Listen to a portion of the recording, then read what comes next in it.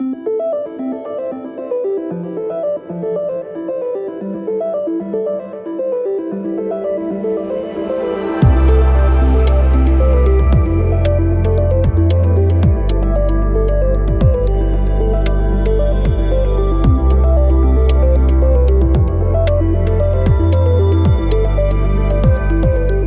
basically, we study the cities in the 7 countries, and we group the 7 countries into 3 groups.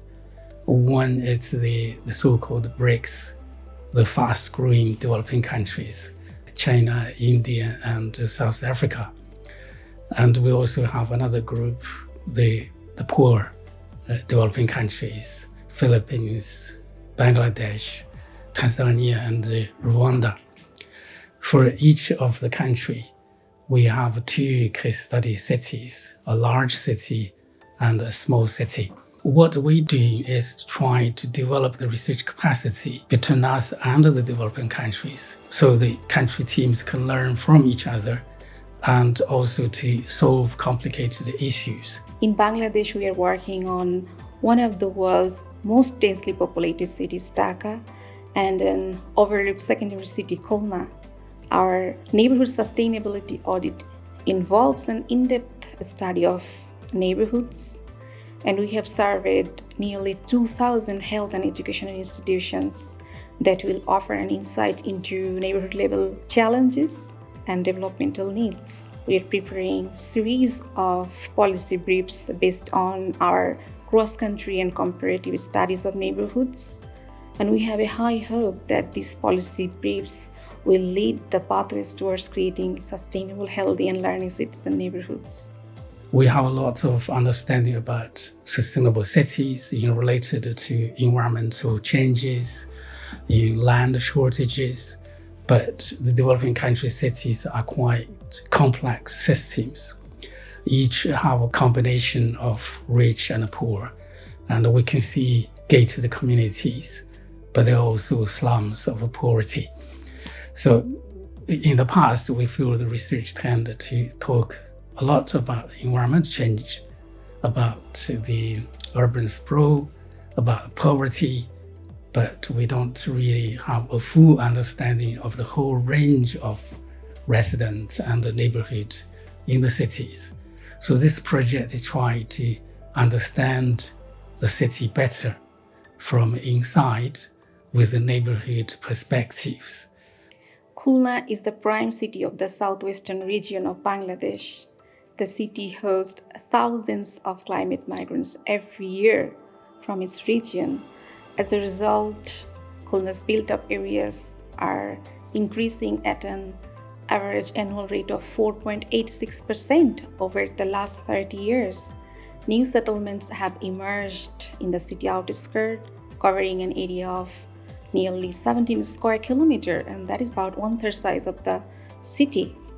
During this urban change, we have lost green spaces, open spaces, water bodies that have seriously questioned sustainability of this city. There are divisions between well-served and poorly served areas.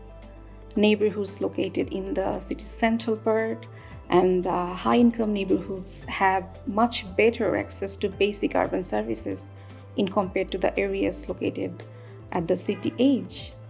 At the same time, the high-income neighborhoods enjoy relatively better access to education facilities in terms of the density of these institutions, whereas the demand of the people living in low-income neighborhoods are overlooked.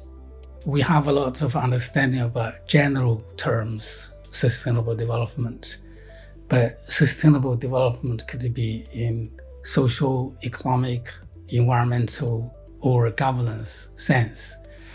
And we feel there is not in-depth understanding of the neighborhood in developing country cities. And when you visit the city, you can see many different types of neighborhood. Some it's slums, some might be a poor relocation housing estate. Some could be the original villages which have been submerged into the city, but you also have planned residential areas for officials or for business people. So if the city needed to be sustainable, we would expect most of the neighborhood to be sustainable in some sense, not just the rich ones or the middle class ones. Particularly in the developing country, large areas are the lower income, unplanned, and simultaneously developed settlement. So how to make those places sustainable? What kind of challenges the residents are facing in social, economic, and environmental terms, which is more important, we feel. So that's why we focus on the neighborhood level. We don't talk about the city in general. We talk about different type of neighborhood in the city and what kind of challenges they face. Currently, over 32% people in Khulna city live below the poverty line, who lives in slum. And most of the slums and low-income neighborhoods are located on lowland and wetlands. That's why they suffer drainage problems, especially during the monsoon. We need neighborhood-specific policies and actions. Those are responsive to communities' aspirations and necessities. Health and education, these two very important urban sectors should have policy priority. And above all, our planning and developmental policies must acknowledge the fluidity and flexibility of built environment produced through the organic growth.